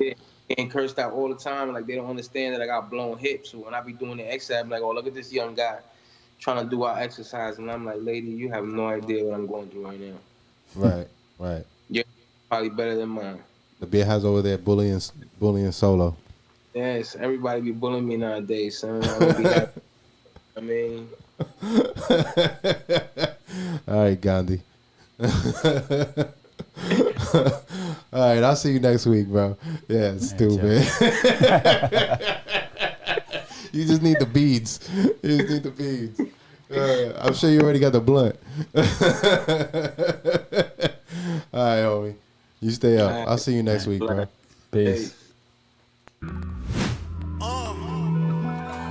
The headphone was killing my ear. The headphone was killing my ear. I'm like, I'm not the usual. yeah, that's exactly what it is. That little I piece was on my of mission plastic for behind money, it. hella things was coming secondary, like the month of February. Faking snake vibes, you never catch them near me. As far as gab rap, too I bury much? cats like Pet Cemetery. Still ain't universally accepted, yet it's lesson sketched up in my theories. It's cool, I keep it smoother than the leathers in the 7 Series. Ain't no stress, you hear me? My shorty asked me, where you think this gift for Gab would get you? I said around the world, we travel cities, packing venues. These ain't no corny bars, these raps official. They ain't smack them just like a canvas shopping bag that's packed with raps and nickels. I put that on my dad's initials. I'm from the hood where brothers brandish pistols over petty beef and standard issues. So our physical interactions and when be safe and handshakes, you never know which one could be your last day. And life ain't all peaches and cream and crab cakes. That's why I hustle hard. Things ain't working out when you stuck in some bad shape. My brother's fours up. That bond is unbreakable. It's unmistakable. It's so much love, it's unexplainable. Look, the eyes see what they've been trained to view. My God never blessed me with a basic view. Watch where I'ma take this to. Look, I'm not the usual. I go against the grain. I stood tall when plenty would've folded from the pain. Check the schematics, how it's molded in my frame. Solid, I remain until the ending of my days. My words impactful when they spoken on the stage. I scream like Andy Reid, no, I ain't normal with the plays. Check the schematics, how it's molded in my frame. Solid, I remain until the ending of my days. I got a ride back seat in the truck. Nowadays, I'm feeling like a boss with some think I'm a player. Rent the week and fuck what they talking. I can't hear them speaking. Nigga fake, we picking them off. Like we playing defense, hide up and tatted. Rhyme for my mathematics, selling merch from the turf, and they lined up to grab it. Passionate with bars, we clashing it with stars. Saying prayers for my peers while I'm ashing this cigar. At least 5 times a day, I'm busting $100 licks. One phone call to my youngest, they be running out with bliss. When I'm finished with this verse, I'm throwing the crack talk. If you cop a quarter brick, then you're getting it half off. Balls falling off, now all of them back poor. Show 'em where you live, they kicking your back door. Shit. I said you show 'em where you live, they kicking your back door. I'm not the usual, I go against the grain. I stood tall when plenty would've folded from the pain. Check the schematics, how it's molded in my frame. Solid, I remain until the ending of my days. My words impactful when they spoken on the stage. I scream like Andy Reid, no, I ain't normal with the plays. Check the schematics, how it's molded in my frame. Solid, I remain until the ending of my days. I feel like a cat, I don't cross my heart for no star spangled. When you realize this shit designed for you to fail, then it's gonna change. You attack your character from all angles. Get my shirt off my back to these niggas and they still not at all grateful. Counting my blessings, man, I couldn't be more grateful. My grandmama used to say, I pray that the Lord save you. My bitch looking like she fell from heaven and palm angels. You know it's an orange wraith when the dawn came through. Sending niggas to God, I'm giving them all halos. Large Dracos, leaving the car mangled. Living on Richline, we couldn't afford cable. But it was always warm place on my mom's table. Now look at me, in my city, I'm for sure stable. Leading by a landslide, not a small race. Richer you get, the more they gon' hate you. Fuck them, this Russian cake punching like Lomachenko. I'm not the usual, I go against the grain. I stood tall when plenty would've folded from the pain. Check the schematics, how it's molded in my frame. Solid, I remain until the ending of my days. My words impactful when they spoken on the stage. I scream like Andy Reid, no, I ain't normal with the plays. Check the schematics, how it's molded in my frame. Solid, I remain until the ending of my days.